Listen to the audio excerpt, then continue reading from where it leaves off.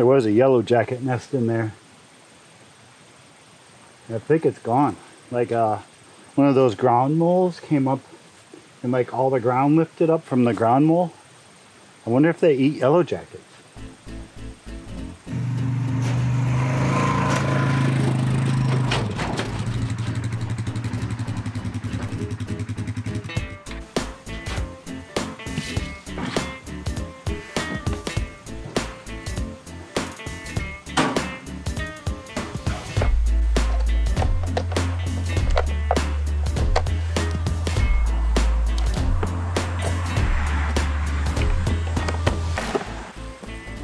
Tree gets like giant. It grows so fast. We trimmed this last year. Nice little round ball. It's already huge, rubbing against the house. So I'm gonna get this trimmed up today, maybe a few other things, and see if we can make it look a little better. Anytime I need to run any more than 2 extension cords out somewhere where I need to do something, I don't, because then you got to coil them all back up and it's kind of a pain. So I just bring our little generator. We got this little Honda and that thing is a beast. If you're ever in the market for a generator, Honda. What have we been up to? Well, fall's coming. It's been cooler. It's been like highs of like 70, probably the same as what you have. And so how often are they gonna let you start calling more now, or is this like a one-time thing today you can call? Okay. Well, I can let you go. So you can try to make some more calls before they come and say you're done. I don't want to hog all the time. We'll try to, hopefully Mama will answer. Okay, maybe because it came up as like a weird phone number, so maybe she just didn't answer. But if you call your dad first. Oh, it didn't ring? Okay, you try to call your dad and I'll try hard to get a hold of Mama. Alright, I love you, baby. Okay, bye-bye. That was Abigail.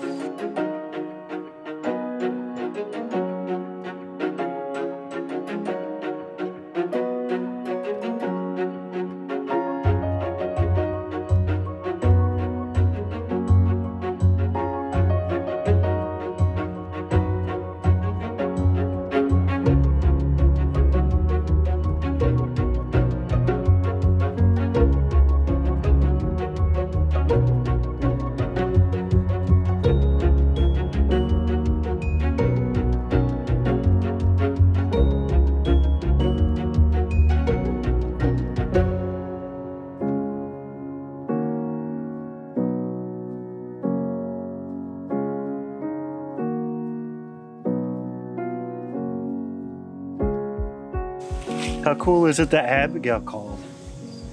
That was exciting. That made me happy. I did call once I shut off the camera. I called Dan because they're all together today. Not Abigail.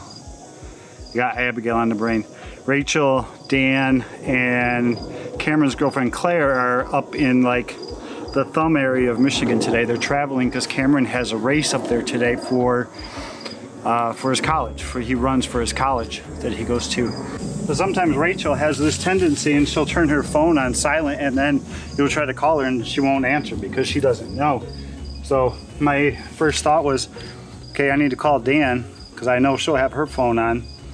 Get Rachel on the phone, tell Rachel that, hey, Abigail's gonna call you. She was gonna call her dad first and then try to call Rachel again and check in. So I did get a hold of Dan and I talked to Rachel and she was expecting the phone call. She said she did get a call from Abigail before she called me, but she didn't know what the number was, so she just declined it.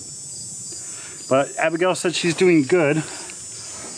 She's the yeoman for her group of people and she says it's kind of miserable. She's got to be off doing something else or filling out paperwork or keeping track of who's on the good list and who's on the naughty list. So it's a lot of extra work for her, but it's a good sign. They must have saw some form of leadership in her to give her that responsibility.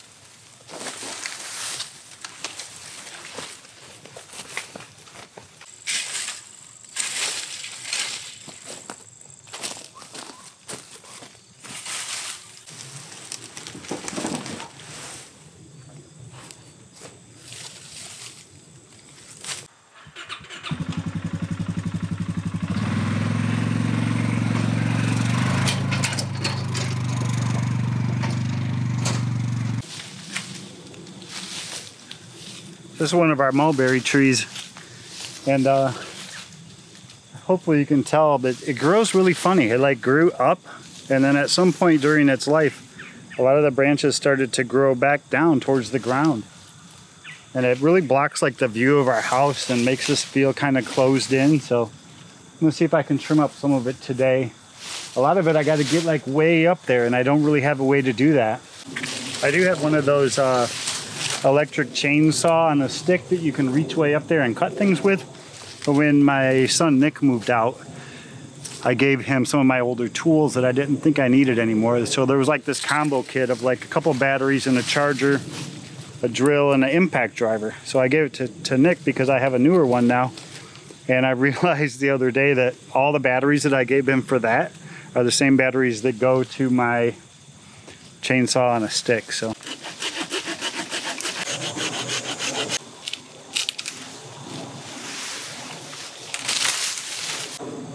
yeah, this isn't working.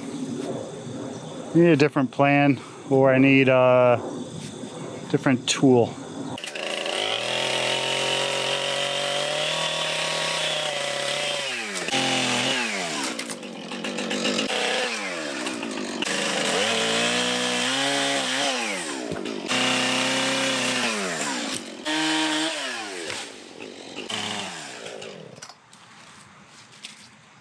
Things are moving along good now.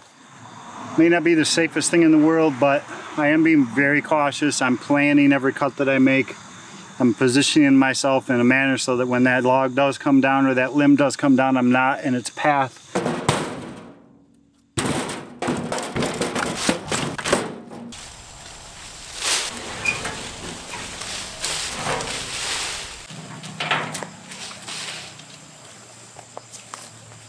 Pretty good pile for half a day's work,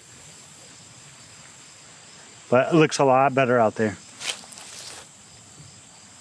Yeah, sure opens up things a bit. You can see the barn now, see the church over there, see all the cows over there. I don't know how many cows that guy has this year, but he's got a lot. So the only thing I would like to do that I haven't done yet is this old tire swing that's hanging here. I asked Cameron the other day, I'm like, think you can climb up there and cut that down? He didn't really want to, but I might climb up there and see if I can get that down. I'm gonna bring my knife with me though, because I don't want to get all the way up there and realize I can't get the knot undone and realize I didn't bring a knife with me.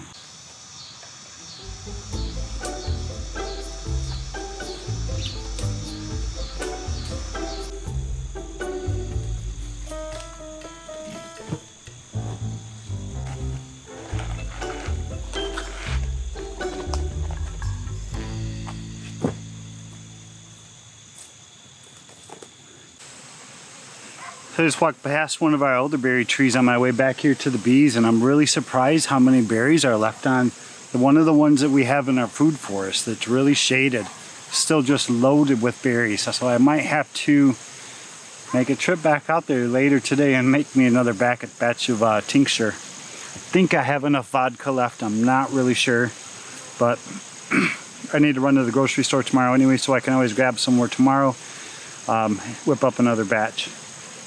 I had planned on doing a quick update for you guys as part of this video today on the bees, but I don't know if you can see how active they are behind me. The goldenrod right now is just absolutely booming, and it's about 76 degrees Fahrenheit today. So just about every single bee that's a worker, that's a field bee, is out right now pulling in that goldenrod. So I really don't want to interrupt their work day. I just want to leave them be, let them pull in as much food as I want them to pack these things with as much food as possible before winter comes. I really want to successfully overwinter, over spring, as many hives as I can.